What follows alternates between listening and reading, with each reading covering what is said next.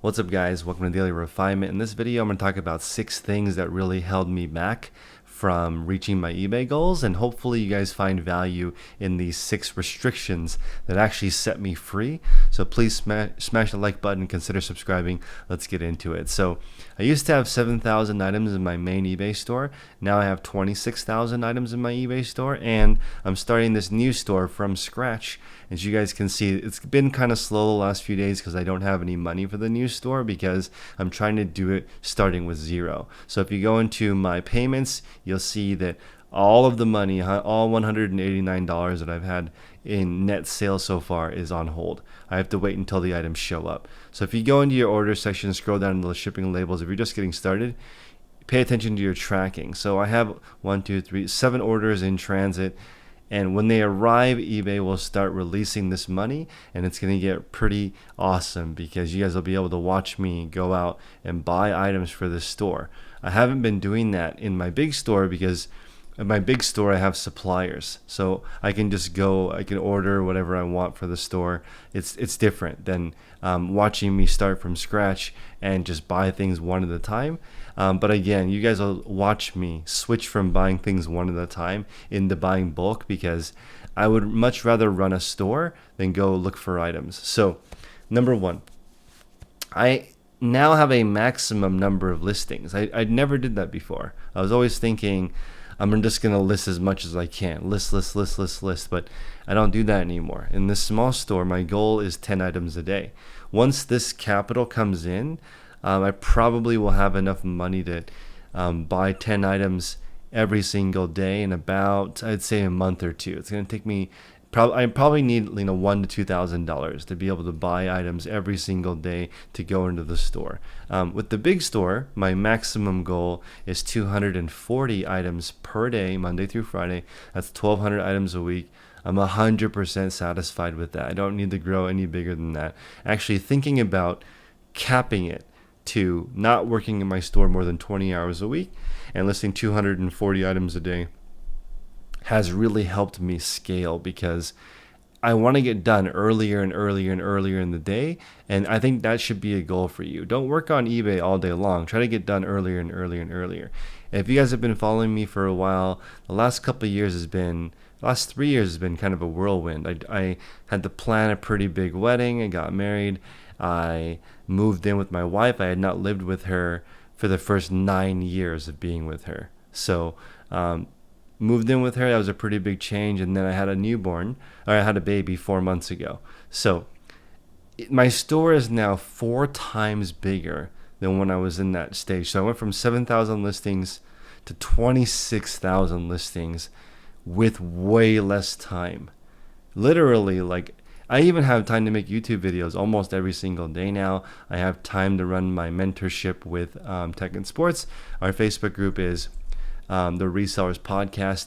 You have to be a member of our Patreon to join. There's now 808 people in this group, and it has been epic. People are posting exactly what they're working on, and sharing is caring. Post what you're working on, what you've tried to fix, how you've tried to approach it, and people will give you the answer to what you're looking for. But for me personally, setting a maximum number of listings, I never did that before, and it's really helped me grow tremendously. Number 2, I actually rarely ship in a box. I really only ship in poly mailers. I ship first class mail, padded flat rate, and also I ship cubic mail, but I do 12 by 15 poly mailers. So I have a video in the Facebook group of me shipping. It takes me only around 35 seconds to ship an item. Once I have it packed and it's in my area, it takes about 15 to 20 seconds to get an item from my storage system and 35 seconds to pack it. And that's if I really have to finagle the item. If it's easy to put into a poly bag, my total shipping process is like under a minute. So limiting the way I ship is different. When I sold things that needed to go in boxes, or I sold bicycles, or I sold a record player, it took me like 6 hours to ship a record player. I had to go to the FedEx shop, have them box it because it was extremely fragile. I had to figure out all the insurance required with it, and the guy would not come pick it up. He only lived like 20 miles from from here, but he wanted it shipped. He paid a crazy amount of money to get it shipped, so I had to spend all that time figuring it out. So it took an entire day to ship that record player, and it takes 38 seconds to ship a clothing item. So totally different. Number 3, don't sell everything. I don't sell everything anymore. I'm narrowing it down. In the 8 categories that I sell in, I'm in the top 100 in my category. So I've started to niche down and really understand what items cost and what items sell for in the categories that I sell in. And I came up with a few rules that might help you guys. Sell items that are only common in your area. Sell items that don't require a lot of cleaning or repair. Sell items you've already sold before. Sell items that you have personal experience using. Sell items under market value that you buy for basically free. That's the model that I recommend. I don't recommend you buy expensive items and then sell them for more. Those items take longer to sell. I'd much rather sell a Banana Republic shirt for $20 than sell a rare antique phonograph for $600, because I can sell 100 of these before I sell one of those phonographs. So don't sell everything. If I were to tell you you can sell anything you want, you're probably going to end up selling nothing. But if I gave you the homework, go to CVS Pharmacy and look up every single toothpaste and figure out which toothpaste you can sell for a profit. Okay, you can go do that right now. You can go do that today. It's specific. So don't sell everything. Focus on a couple things. Number 4, master one location at a time. Ignore the rest. Make a list of all the stores and opportunities in one area and learn what is available. So once I get some cash from this new store, when it comes in, I'm going to make a list of all the stores in my area, and I'm going to go thrifting. I'm going to go retail arbitraging. I'm going to do whatever it takes, show you guys what I buy. And it will, what I'm going to try to do is post it and then share it the next day, because the reason why I want to do it that way is because, one, I'm trying to reduce the amount that my audience buys from me to make the experiment a little bit more fair. And 2, I think that once you tell people what's hot, a lot of times those items are no longer hot. That's why on purpose I have Abercrombie & Fitch, Banana Republic, and Charlotte Russe pulled up on my screen right now for 3 items in my store, because these items are already saturated. So like, go ahead and buy these 3 brands. They're not hot anymore, right? The brands that are selling really well for me, I wouldn't share. Right, so that's the same with this new store. I will be sharing every single item that I sell, and I'm going to try and share it after it's already sold. That way I don't find myself in a situation where items take a long time to sell. Now, I want to share these items again because people were saying that it's not realistic. There's no way these items would have sold really fast. Come on, of course these items will sell really fast. I have a barcode scanner that sells 100 times a day. I listed it for $5 under market. It sold in like an hour. You could do the exact same thing. If you find items that sell 100 times a day and you price it below market, it's going to sell instantly. This Ralph Lauren purple label shirt that I found in the garbage, this shirt has a very, very high, a lot of following, right? And I did my best to repair it. So when you find items that are really, really high quality, that are damaged, dirty, ugly, broken, you can repair those and they're going to sell right away, because Ralph Lauren purple label has a really good following and not very many items that are cheap. So I intentionally picked super hot categories and sold them a little bit cheap. Books sell really, really fast. So it just depends on what you're doing and what category you're in. If you were to sell the book Whole 30, this book, and you priced it under market, it would sell in like 10 seconds, because it's like number 10 in books that the ranking is like 10. It sells like 500 times a day. So if you're gonna sell items that sell 500 times a day, you just have to price it 1 cent below the competition, and it will sell literally as soon as you post it. So it just depends on what you're selling. I'm not picking items that will take a long time to sell. When I start this challenge, I will have to start buying things that sell slower. But like I said before, I'm starting with no items. So if we go to the field guide, in here I have the ledger. So thank you for pointing out that I hadn't updated the shipping yet. So I updated all the shipping of items that have already shipped. I sold the trackpad today, but I haven't shipped it yet. So that's tomorrow when I update the shipping, I'll add it in here. So far I have $138 profit so far. So that's not too bad. And I want to show you over here in the revenue log. Last month, my first month in the new store, July, I had $133 in sales in this small store, first month, right? 133. In my big store, I had $73,000 in sales in July. So don't compare where you are at with somebody else, because it doesn't matter. All I'm trying to do is in August have more sales than in July, which shouldn't be too hard, right? So all you have to do is try to do more than the previous month. That's a realistic goal for anyone, right? So I've never compared myself to other people when I started this journey, because what is the point of doing that? One of the reasons why my channel is called Daily Refinement, because just focus on that. I don't know if people really recognize how difficult it is to make an improvement in your life. It's extremely difficult. It takes the whole day. It takes the whole day to make yourself a little bit better. Do you really have time to worry about other things? I don't.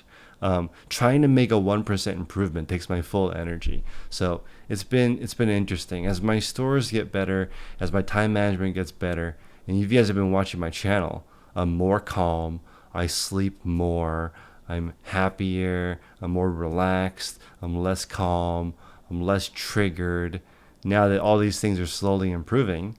So it just takes a while. In the beginning, everything distracts you. Over time, you become stone cold.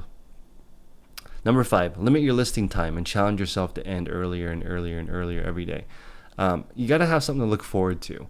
Look forward to watching Netflix. Look forward to going out on the weekend. Look forward to doing an exercise class. Look forward to cooking. You need something to look forward to so that you can get done earlier in the day to go do that, right? Your hobby might be more business. If it's more business, then get your 10 listings done 10 minutes faster so you can put up 11 listings. If what you're into is just growing your store, I personally am going to be happy with 30,000 items in my store, so I'm not going to continue to grow, or I'm not going to purposely grow beyond that, because I'm good. At this point, I want to try to reduce the amount of time it takes instead of making it bigger. Number 6, this one is massive. So if you guys are still listening, please smash the like button. Consider subscribing to this content and this challenge, because I'm really trying to show you guys how to keep track of your numbers. All this information is in my field guide. I recommend you join my Facebook group, which is linked below. You get the field guide included in it. You could just buy the field guide if you want to, but it's the same price. You might as well get the Facebook group, all the support, the 800 people in there who have the same goal as you. But number 6, limit changes in your store until after your goal is done. So this year, I really haven't made very many changes in my store. One change, I switched to non-white background. So as you guys can see, my background is no longer white. It saves me a lot of time. I think it looks fine. Does it look as professional as white background? Not really, in my opinion. It doesn't look terrible. It looks like the some dude's house look, which it is what it is. I no longer really care about my own personal opinion. I think that for a customer, this is acceptable. So I made the change to non-white background. That's one change I made this year. Another change is I now take photographs before listing. I now use a memory card that I plug into my iPhone instead of AirDrop. That's not very many changes this year. I've only made 3 changes. Next year, hopefully I make 0 changes. The only thing that I'm hoping for is that one day I'll have enough capital to buy a building instead of paying rent. Instead of paying commercial rent, I'd like to just try to buy a building so that equity can be built every single month. But that's pretty much it. I don't really have any desire to change this business. It's not broken. Just keep it going. It's doing all right. And I do need to pick up maybe a couple more suppliers so that I'm not as worried in case one of the supplies dries up. But from my experience, that should not happen. If you run a large store, you can get people to sell stuff to you. I have plenty, I buy people's stores pretty regularly now, that people who want to liquidate and move on to doing something else. I'll buy those stores oftentimes for those items in the store being between 10 cents each and $1 each from people who are moving on and away from reselling. It's pretty common. So reselling is not for the faint of heart. I want to encourage you, all of you listening right now, yes, you can start a store, but not everyone's going to be successful because there's a lot to it. I'm in this for the long haul. I plan on keeping the store forever. I don't even know what I would do without an eBay store. That's how interesting I think it is to run an online store. Maybe to finish off this video. Again, please smash the like button. Consider subscribing if you like this series. Last thing I might consider is you really need to be focused on your customer. Like I've let my feedback drop a little bit because my customer service has been difficult for me to keep up. But I'm gonna go through here and I'm gonna try to get all of these negative and neutral feedbacks removed. So I'm dedicated to trying to provide a good customer experience. All of my negative customer experiences come from losing orders or shipping. It's not really losing orders. My problem was I had a lot of combined orders that I didn't do a good job combining the orders. So what would happen is somebody would buy 2 items and then 2 days later they'd buy an item and it didn't get shipped together. I missed the messages and that's what was making people really angry. So I need to work on my combined shipping policies, and I think that I have improved that a little bit by learning to use the notes section in the orders and also just trying to be a little bit better about responding quicker. So I'm working on that. As the biggest room in the house is always a room for improvement. I'm nowhere near actually, the bigger your store gets, you should be more humble, in my opinion, because it's really hard. Anytime you grow your store, it gets harder and harder and harder because there's more and more and more moving parts. But you yourself are a much better entrepreneur, so it's kind of okay. But the thing is, I usually don't meet people who have big stores that are really cocky because it will humble you. There's so much stuff to do, right? Now I have multiple businesses. I spend a lot of time with my family. I have this hobby of YouTube, which I consider partly giving back, right? So I think if I can teach tens of thousands of people to make an extra $1,000 a week, that should be pretty fulfilling. So I'm dedicated to trying to make the best videos I can, best eBay store I can. And sorry, I have one more thought. Trying to be the best is different than doing your best. Doing your best is great. I agree with that. Do the best you can with what you have, but also think of doing it the best, right? Thinking of doing it the best way, right? So the best way would be writing the best title, best price, best pictures, best descriptions. That's the best. The best that you can do might be that day you were busy, so you did 2 listings. It's different, right? Being the best is different than doing your best. And I think about that a lot. So hopefully this is useful, guys. I'm going to be making more videos that are kind of like resale theory like this. So let me know if you like this or you just want to go back to straight numbers. Appreciate you guys. See you next time.